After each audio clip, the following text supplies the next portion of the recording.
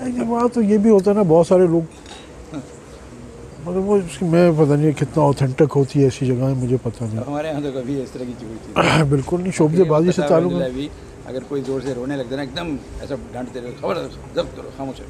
ہاں کمال تو وہ حضرت فرماتے ہیں کہ جس کا بھانڈا چھوٹا ہوتا ہے وہ جلدی جھلک جاتا ہے.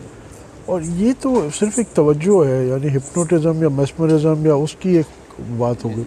یہ ذکر کہاں آیا اس میں، یا تعلق میں اللہ کہاں آیا؟ گو اس سے انکار نہیں ہے، مگر وہ اللہ ماشاء اللہ پھر جو جس پہ ہوتا ہے وہ کمزور ہی ہوتا ہے. ہم نے کاملین کو تو کبھی نہیں دیکھا اچھلتے کودتے. ہمارے خواجہ خان محمد صاحب رحمۃ اللہ علیہ، اور ہمارے اپنے حضرت، اور کہیں آپ نے تو اور بھی زیادہ بزرگوں کی زیارت کی، تو ڈاکٹر عبدالحی صاحب رحمۃ اللہ علیہ،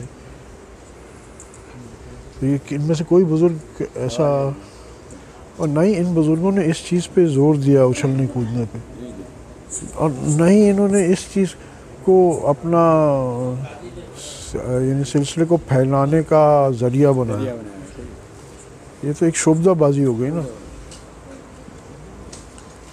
ان لوگوں کے یہاں تو جو سلسلے کا پھیلانے کا ذریعہ یا جو ایمفسس ہے یا جس کو کمال سمجھتے ہیں وہ اتباع سنت ہے. ان کی ساری مجالس میں وہی ملے گا، اتباع سنت کی باتیں.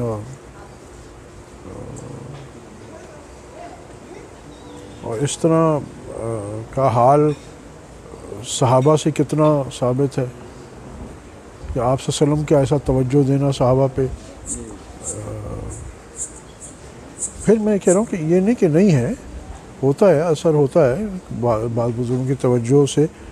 مطلب ہمارے مولانا عبدالغفور مدنی رحمۃ اللہ علیہ آتے تھے تو ان کے مراقبات میں سنتے ہیں کہ بھئی لوگوں کو یہ ذکر جو ہے ایسا ہو جاتا تھا جاری. فضل علی قریشی رحمۃ اللہ علیہ کی توجہ کا بہت،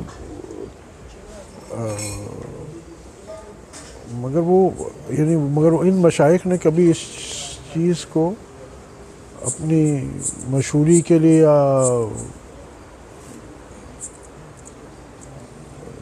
کہ بھئی آپ بھی اٹھیں، آپ بھی توجہ دیں، اچھا آپ کتنے کو کرا سکتے ہیں، یہ سارا مقصود ہی نہیں.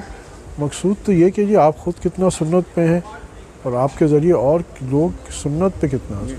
پڑھا لکھا آدمی تو یہی ٹیلی کرتا ہے کہ بھائی اس زمانے میں تو تھا ہی نہیں یہ سب کچھ، آپ کے زمانے میں. لیکن پھر یہ کہہ رہا ہوں، مولانا روم ہے، دوسرے ہمارے مشائخ چشت کا بابا فرید شکر رحمۃ اللہ علیہ، اور وہ ان بزرگ نظام الدین اولیاء رحمۃ اللہ علیہ، امیر خسرو رحمۃ اللہ علیہ، تو ہم وہ اس بات کا انکار تو نہیں کرتے ہیں. ایون سما کے معاملے میں بھی ہمارے مشائخ کہتے ہیں کہ نقشبندی نظریہ یہ ہے کہ اس پہ خاموش رہا جائے، کیونکہ ہمارے اکابرین یعنی نظام الدین اولیاء رحمۃ اللہ علیہ ہمارے اکابرین میں سے، تو انہوں نے اختیار کیا ہے، تو اس واسطے ہم اس کی نفی بھی نہیں کہتے. مگر دوسری طرف کیونکہ ایسے کچھ امور ہیں کہ جو بظاہر شریعت کے مطابقت نہیں رکھتے، اس واسطے ہم اس کی تائید بھی نہیں کرتے، اس معاملے میں خاموش رہتے ہیں. ایک بات. اور دوسری بات ہے کہ جو حقیقی وہ جو وہاں سما ہوتا تھا اور سب ہوتا تھا، اس کی امام غزالی نے بھی سما کی شرائط لکھی ہیں کہ اس میں ایک تو مکس، آج کل جو سما ہوتی ہے اس پر پتہ چلی مکس گیدرنگ ہے، بچے بیٹھے ہوئے ہیں. پھر اس میں سب سے بڑی شرط ہوتی ہے کہ سب صاحب حال ہوں، سب اس مقام کے ہوں سننے والے. اب وہ سب صاحب حال کہاں سے لاؤ گے اس بار؟ یہاں تو ایک بھی صاحب حال نہیں ہوتا، تو وہاں تو سب وہ واقعی، اور اس کلام کے ذریعے واقعی ان کی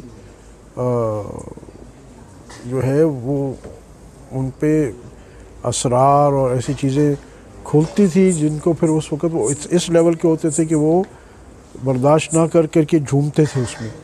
مگر وہ ان کا حقیقی کیفیت ہوتی تھی، کوئی وہ ایکٹنگ نہیں ہوتی تھی. اور اگین سارے لوگ صاحب مقام ہوں،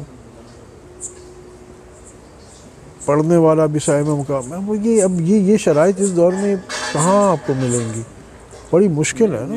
ایک بات یہاں تو محفل سما پتہ چلا جی وہ بیٹھے ہوئے بھی سارے کلین شیو ہیں، پڑھنے والا بھی کلین شیو ہے، اور سارے انسٹرومنٹس لگا کے وہ تو باقاعدہ ایک پروگرام بنایا جا رہا ہے اور اس کو ایک کیا کہتے ہیں ایک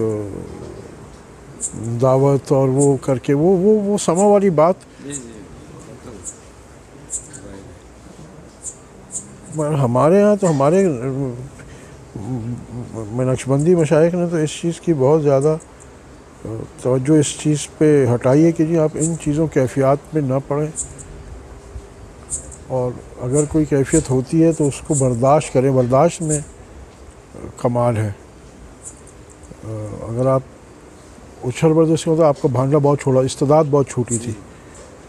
مگر یہ کہ شوبدہ بازی کے لیے یہ چیزیں نظر زیادہ آتی ہیں عوام کو. اچھا انہوں نے ایسا رکھا اور یہ ہو گیا, میرا دل ٹھک ٹھک کرنے لگ گیا.